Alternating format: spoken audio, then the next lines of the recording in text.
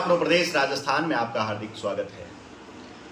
शिक्षा विभाग को लेकर एक बड़ी खबर है। शिक्षा मंत्री मदन दिलावर जो कि 25 अगस्त को जोधपुर दौरे पर थे और शिक्षकों से मोबाइल को लेकर टोह लेने पर उन्होंने शिक्षकों से मोबाइल भी मांगा था कि मुझे अर्जेंट कॉल करना है, क्या आपके पास मोबाइल है।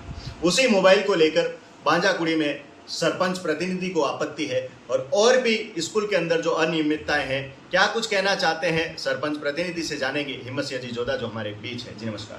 नमस्कार उपाध्याय जी आप बताएं, आपका स्वागत है। जी, एक चर्चा का विषय बना हुआ है बांजाकुड़ी ग्राम पंचायत के अंदर की जो विद्यालय है उसके अंदर शिक्षकों की अनियमितताएं हैं। आपने भी सोशल मीडिया के द्वारा अवगत करवाया था, क्या है पूरा मामला? ऐसा है जी, इस विद्यालय के अंदर ये हायर सेकेंडरी स्कूल है जी। इस स्कूल में पिछले 4-5 वर्षों से जी शिक्षण व्यवस्था पूरी चौपट हो रखी है जी। जो शिक्षार्थी हैं, जो विद्वान साथी यहाँ लगे हुए हैं, जो शिक्षिकाएं हैं जी, आप उनका पिछला रिकॉर्ड जो उनके मोबाइल नंबर जो डिपार्टमेंट को दे रखे हैं जी, उन मोबाइल की डिटेल आप 1 साल की 2 साल की पिछले वर्ष की आप निकाल के देख लो। जी, आपको अमूमन बच्चों के शिक्षण के समय जी, आपको उनका मोबाइल की डिटेल ऑन मिलेगी कि उन्होंने कहाँ कहाँ मैसेज किया, चैटिंग किया, वीडियो कॉल किया या बात की। जी, इवन जहाँ पढ़ाई करवानी चाहिए थी जी। वहाँ उन्होंने मोबाइल का उपयोग किया। लाखों रुपए की तनख्वाह मिल रही है, सरकार इतना पैसा खर्च कर रही है और सरकार बच्चों को इतना भविष्य उज्ज्वल बनाने में लगी है और ये बिगाड़ने में लगी है। जो बात आपने चैटिंग की कही वो एक लंबा प्रोसेस हो जाएगा। अगर अपन इसको थोड़ा छोटा करके समझे तो क्या आपके पास किसी प्रकार के आंकड़ों से आप बता सकते हैं कि किस प्रकार शिक्षण व्यवस्था जो ठप हुई? बिल्कुल बिल्कुल बता सकता हूँ जी। ये मेरे पास रिपोर्ट है जी। इसमें 20-21 में जो विद्यार्थी थे उसमें से करीबन 30-40 बच्चे तो 22-23 में कम हो गए। जी। 22-23 के अंदर 384 टोटल बच्चे थे जी। बच्चे और बच्चे मिला करके उसमें से 23-24 में 62 बच्चों का एडमिशन कम हो गया जी। और फिर 23-24 के बाद में अभी 24-25 है। 24-25 के अंदर करीबन 60-70 बच्चे चले गए जी।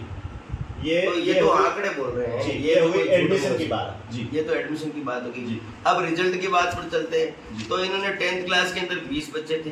जी। 20 बच्चों में से 16 बच्चे नॉर्मल वे में पास हुए जिसमें कोई 1-2 फर्स्ट डिवीजन हुए, कुछ सेकंड डिवीजन हुए, 8 बच्चे थर्ड डिवीजन हुए, 9 बाई ग्रेस पास हुए, 2 बच्चे सप्लीमेंट्री आए और करीबन 16-17 के समथिंग बच्चे वो फेल हो गए। जी। जी। और 42% ही रिजल्ट रहा।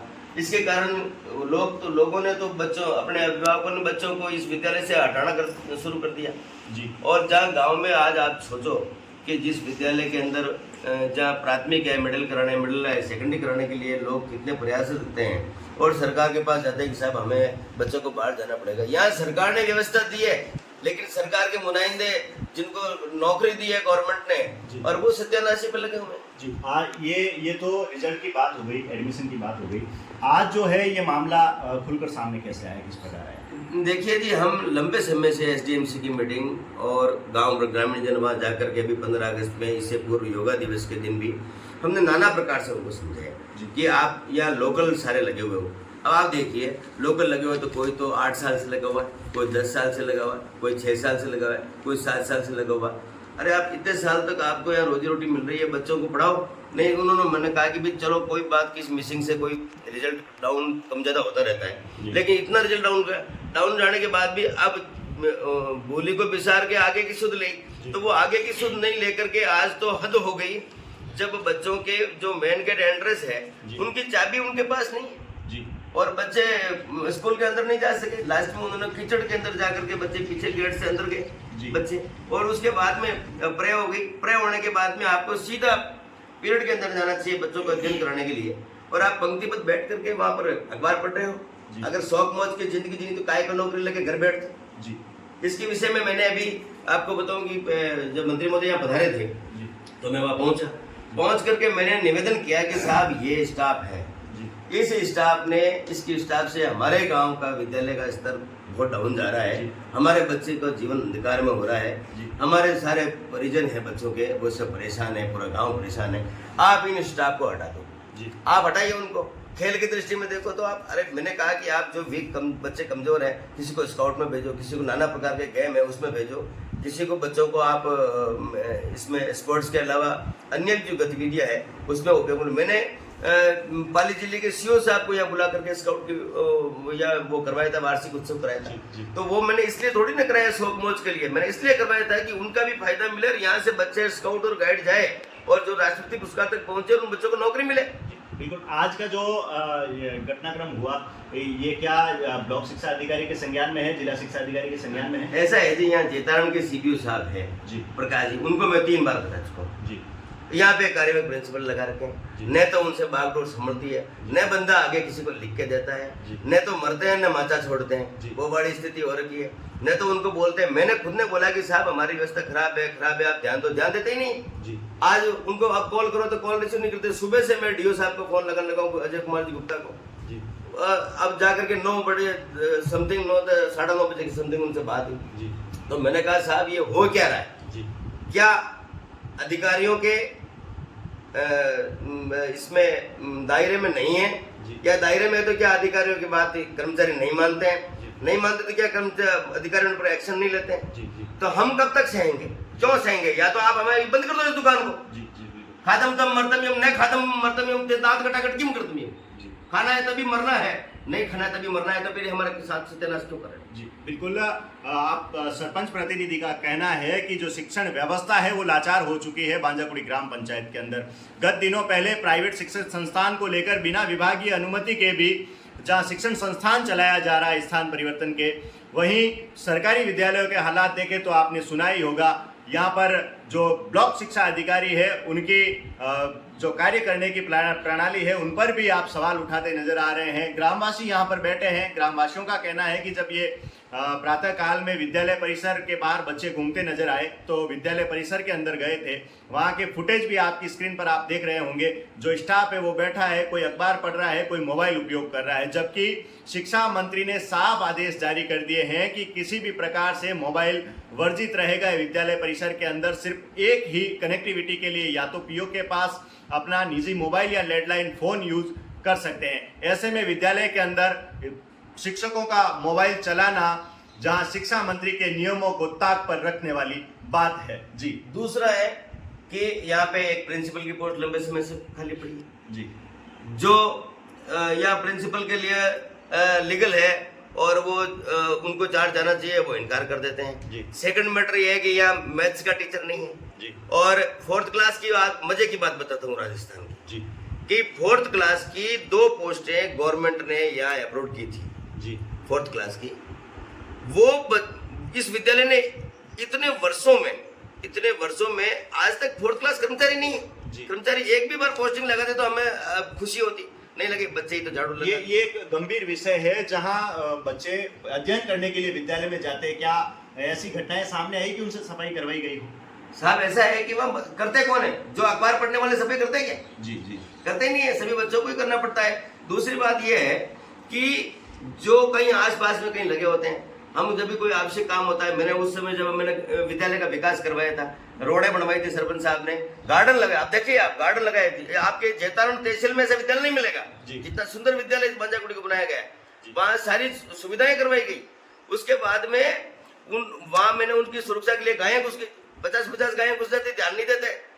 मैं जाकर के हम जाकर के निकाल के आए, ग्रामवासी निकाल के आते हैं। तो मैंने सीबीओ साहब को कहा था कि हमारे छुट्टियों में अगर आप कोई नजदीक से कोई पियोन को लगा तो, अरे ये विद्या का मंदिर है जी, यहाँ पे सिफारिश से अध्यापक लगाना छोड़ दो जी, या उस विद्वान को लगाओ, उस विद्वान को लगाओ जो बच्चों को पढ़ा सके जी, जो बच्चों की जिंदगी को सुधार सके।